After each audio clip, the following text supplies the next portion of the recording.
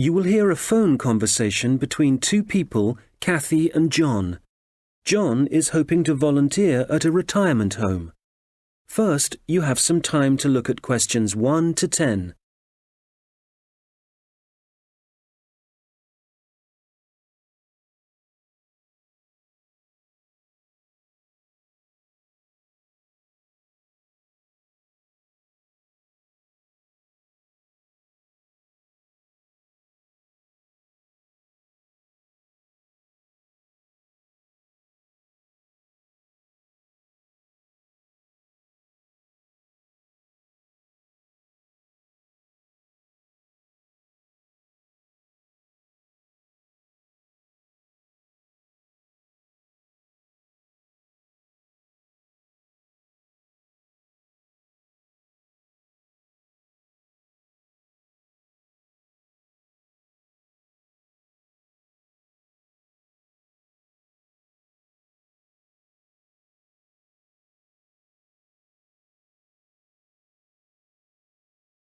Hello, Hillary Lodge Retirement Home. Kathy speaking. Hello, my name's John Shepherd. Could I ask if you're the manager of the home? That's right. Oh, good. Hello, Kathy. A friend of mine is a volunteer at Hillary Lodge, and I'd like to help out too, if you need more people. I work part-time, so I have quite a lot of free time. We're always glad of more help, John.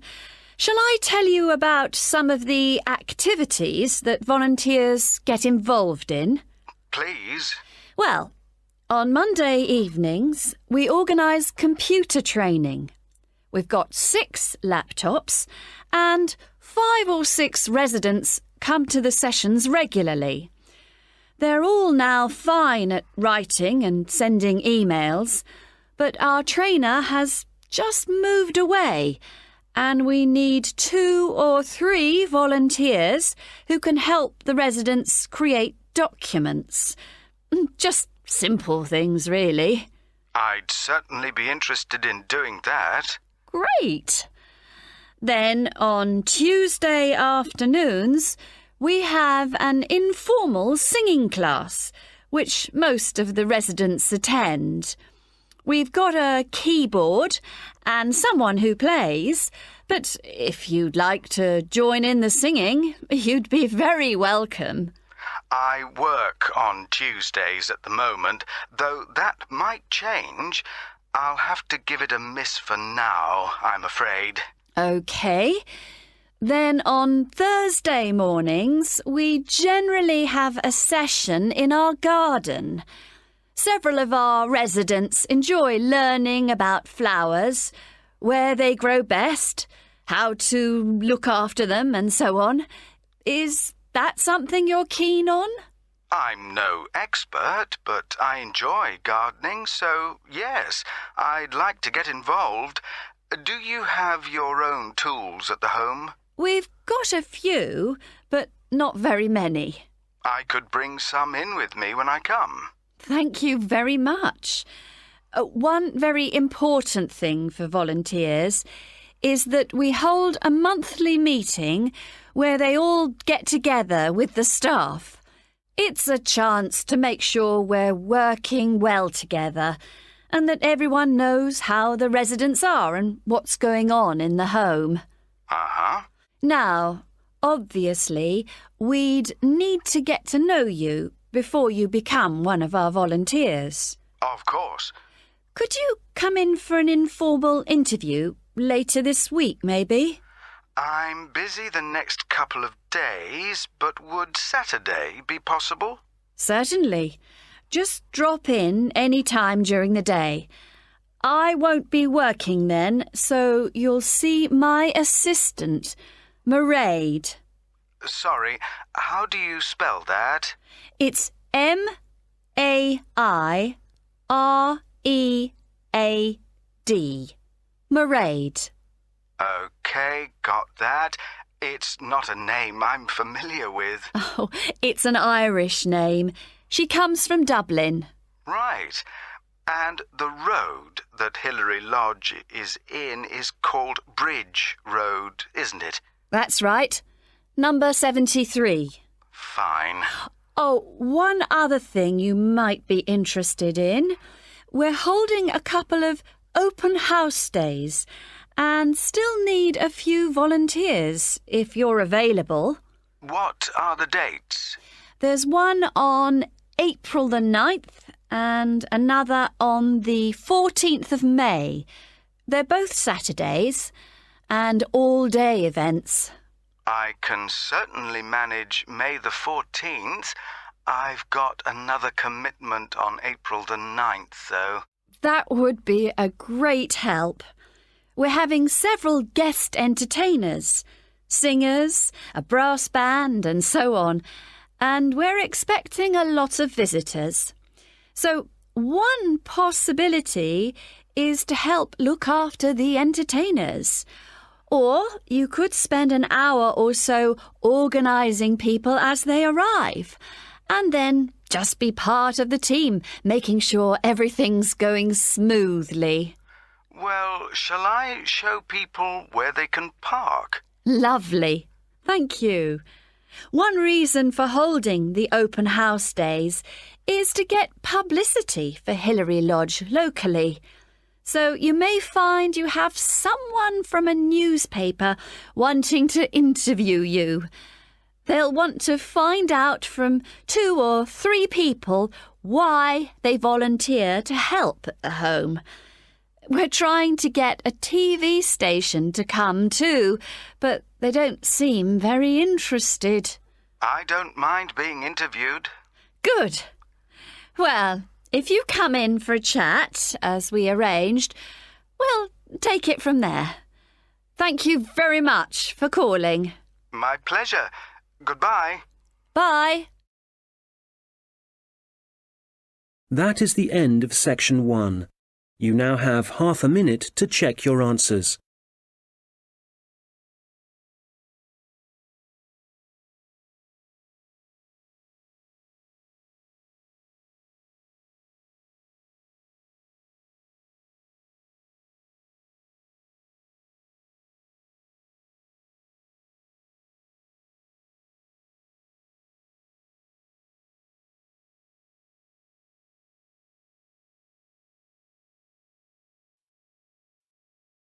Now turn to section 2.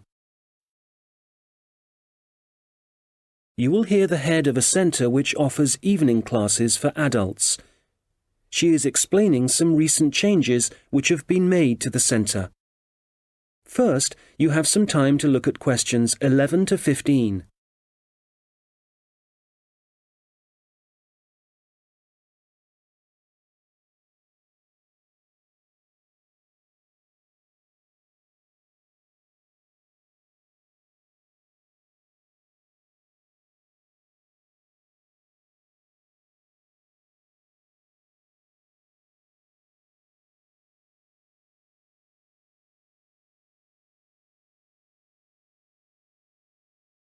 Hello. As some of you know, I'm Elaine Marriott, the head of the college's Learning Resource Centre. We've invited all of you taking evening classes and leisure activities to come and see the changes we've made to the centre in the last month. One major change we've made here on the ground floor is to the layout, as you can see from looking around you. I'm sure you'll recognise the desk. That's still in the same place, as it has to be just inside the door. But you'll see that there are now periodicals on the shelves in the corner behind the desk. We've brought them nearer the entrance because so many people like to come in just to read magazines. We now stock a far wider range of periodicals than we used to, so we've decided to separate them from newspapers. This means the newspapers are now just the other side of the stairs, near the study area. Now, another thing is that we've brought the computers downstairs. People used to complain about having to go upstairs to use them. So they're now at the far side of the building on the right, in the corner overlooking the car park. We've now got an extra photocopier, so as well as the one upstairs, there's one down here. You can see it right opposite the entrance, by the wall on the far side. The biggest change, though, and one I'm sure many of you will welcome, is that we now have a cafe at last. We've been asking for one for years. If you turn right, as soon as you get past the desk, you'll see the door ahead of you. It became possible to have a cafe because the building has been extended and we've now got a new office and storeroom area. What else should I tell you about before we walk round? Oh yes, we've had so many requests for books on sport that we've bought a lot more, and they're all together immediately to the right of the entrance.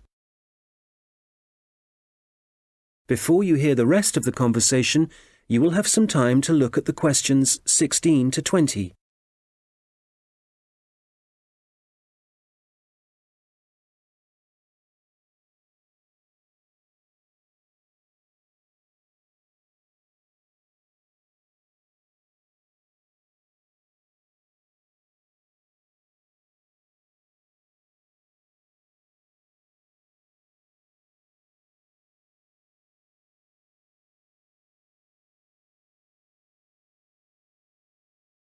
Now listen and answer questions 16 to 20.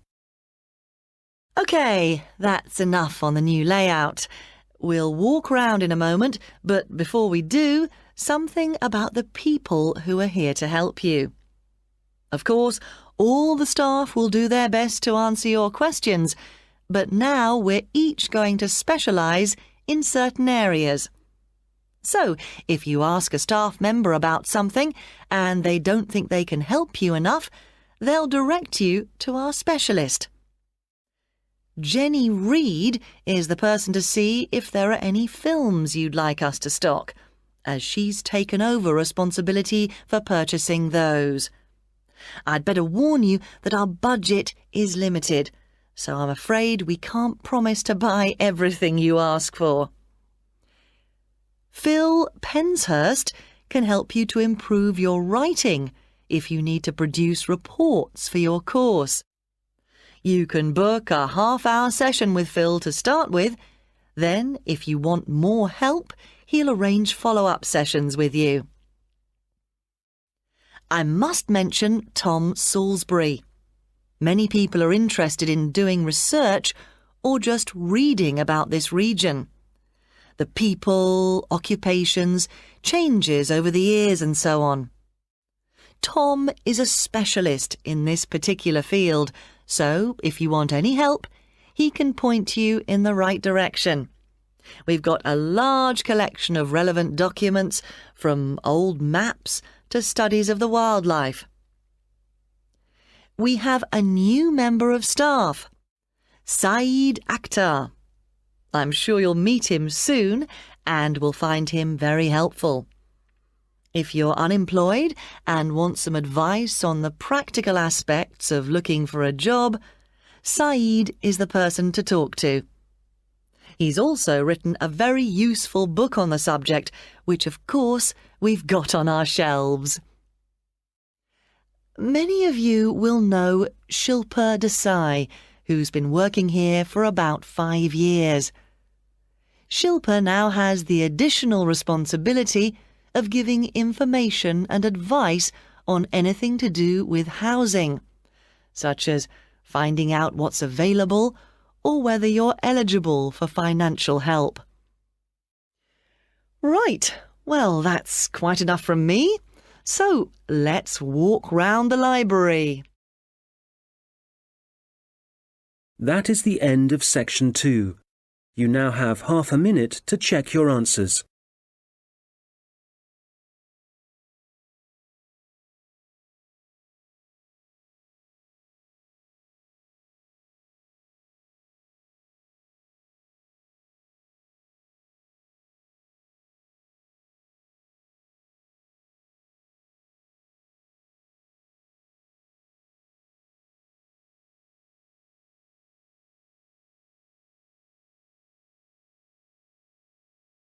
Now turn to section 3. You will hear a tutor and a student discussing a project the student is working on. First, you have some time to look at questions 21 to 27.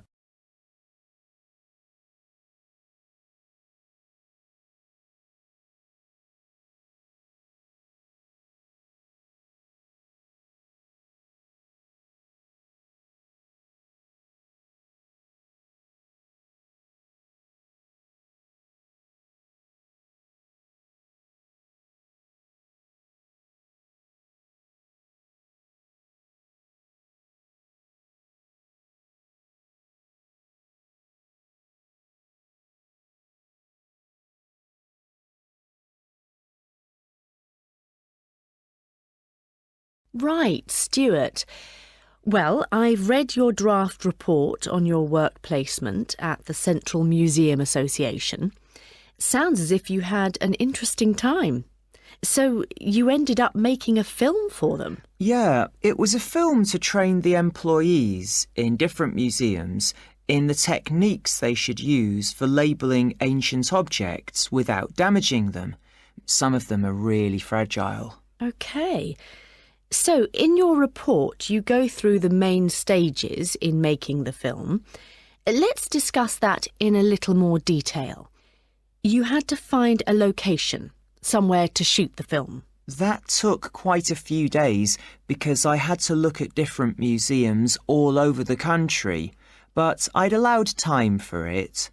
And even though it was the middle of winter, there wasn't any snow, so I didn't have any transport problems. Right. Did you have to decide what equipment you'd need for the filming? Yes, I think they were quite surprised at how well I managed that. It was just the luck of the draw, actually. I'd done that project with you last year. Oh, on recording technology? So you knew a bit about it from that, right? Yeah. What I found really hard was actually writing the script. I had a deadline for that, but the association had to extend it. I couldn't have done it otherwise. Would it have helped if you'd had some training there? I think you're right. I probably needed that, yeah. Right.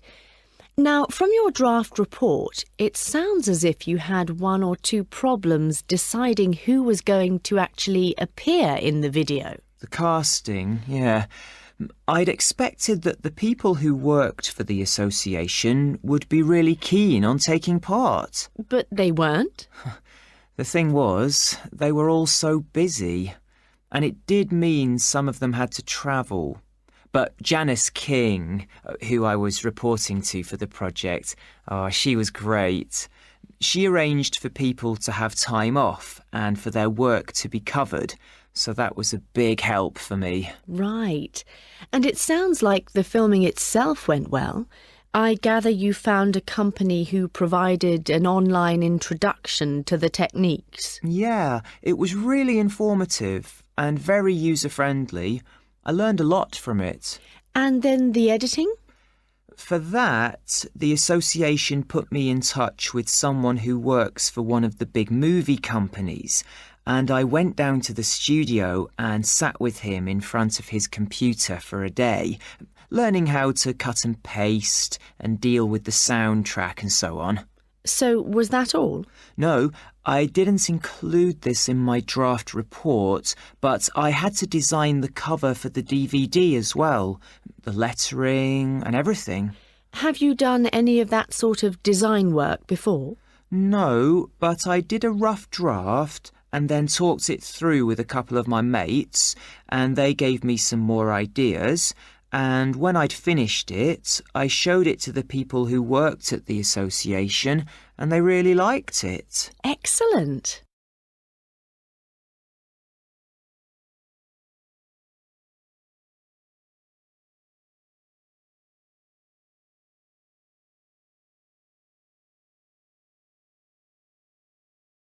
Now listen and answer questions 28 to 30. Now, as well as your own draft report, I've also received some written evaluation from the association on the work you did during your placement and how it was of benefit to them. I noticed that you haven't included anything on that in your report yet. How my project benefited the association, you mean? So, do I have to include that? Yes. Well, let's think.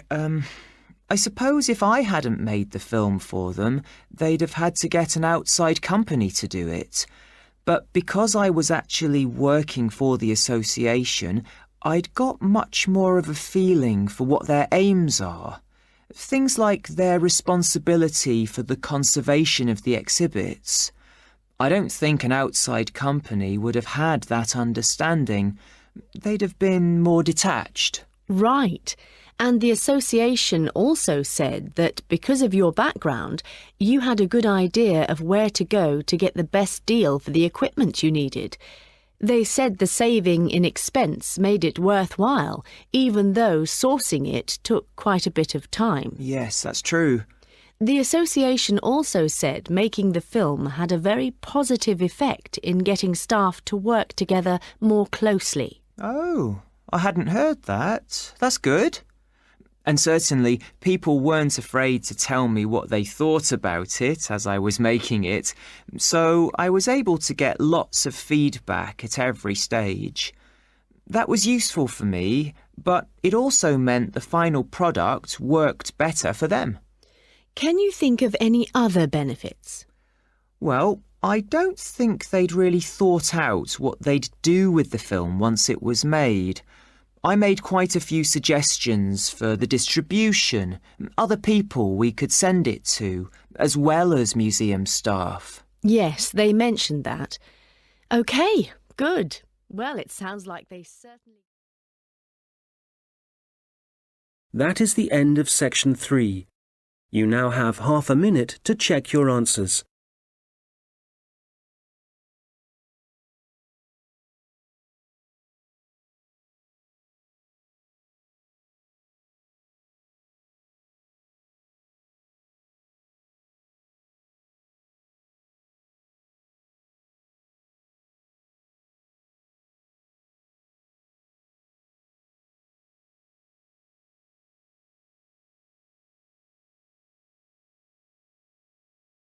Now turn to section 4.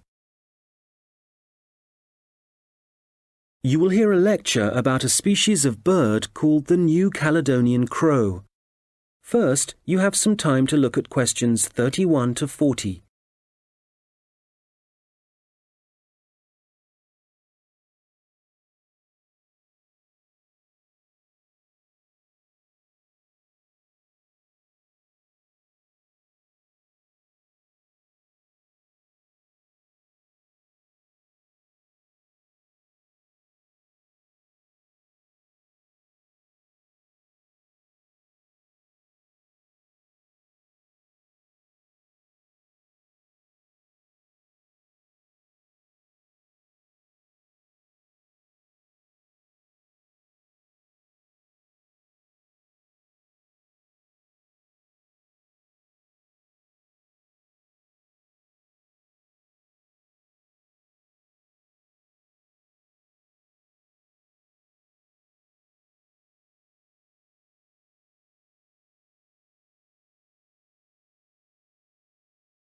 Now listen carefully and answer questions 31 to 40.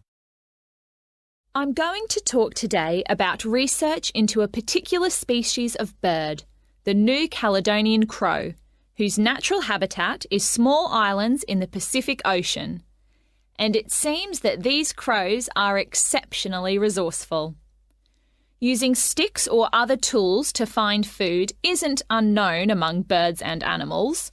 Some chimpanzees, for example, are known to bang nuts on stones in order to break the shell and get at the edible kernel inside.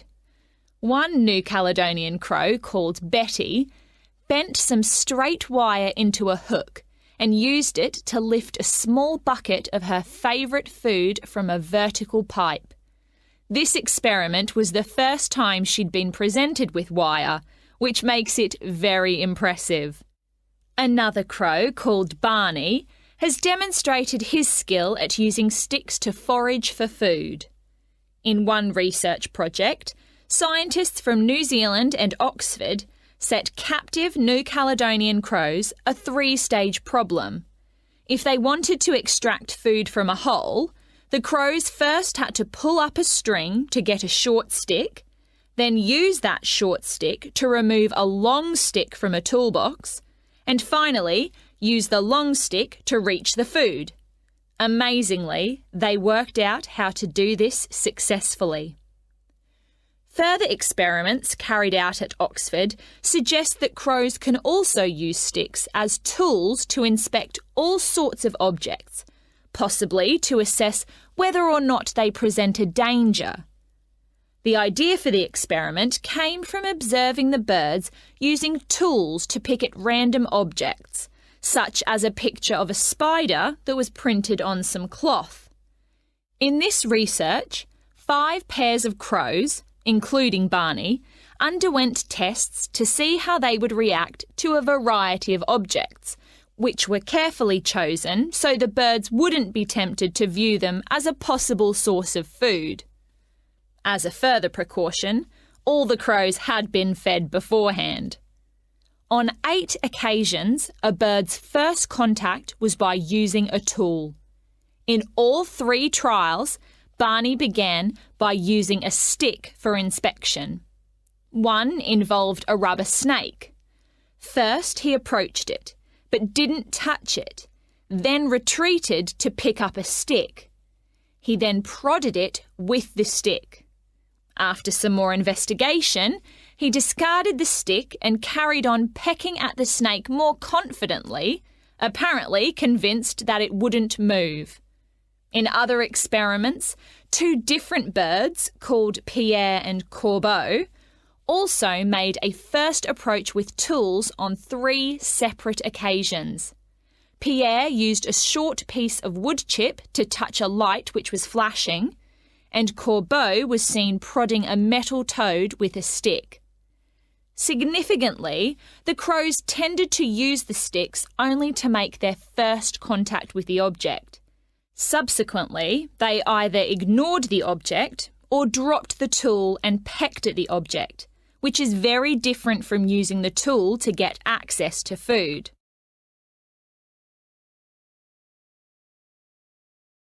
So, what conclusions can be drawn from the research?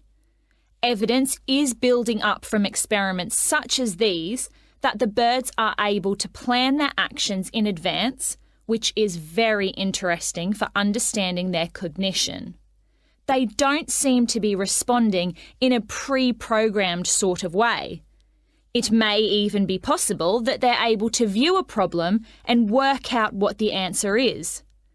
However, a major difficulty is assessing whether this tool-using behaviour is a sign of intelligence. To some extent, this is related to the ecological circumstances in which the animal is found. So, scientists want to find out much more about how the crows behave in their native habitat, and a team from Exeter and Oxford universities is carrying out research in New Caledonia. They're looking into whether the birds' way of searching for food gives them any possible evolutionary advantage.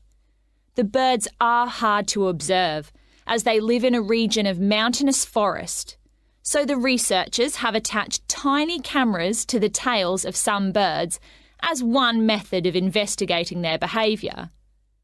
The birds are masters at using sticks to find their food, in particular beetle larvae from the trees. It's possible that the birds can derive so much energy from these grubs that they only need to eat a few each day. This would mean that they wouldn't have to spend most of their waking time searching for food, as most animals do. The beetle larvae have a distinct chemical makeup, which can be traced through the feathers and blood of birds that eat them. Scientists have collected samples from crows in order to estimate the proportion of larvae in their diet. They should then be able to gauge the extent to which individual birds depend on using sticks to feed themselves. We have learnt a great deal about the ability of New Caledonian crows to use tools, and some very interesting research is being carried out into them.